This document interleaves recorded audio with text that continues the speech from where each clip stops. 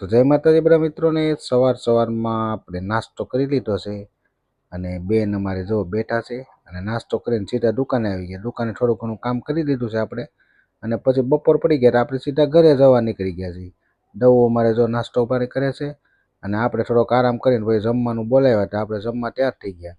મેડમે જો આ સૂકી ભાજી ને ભાઈ સૂકી ભાજી છે, ગુંદાનું આટલું છે, સાઈઝ છે અને કેળા અને આ બધો મિક્સ મસાલો જો અમે શ્રીખંડ પણ છે.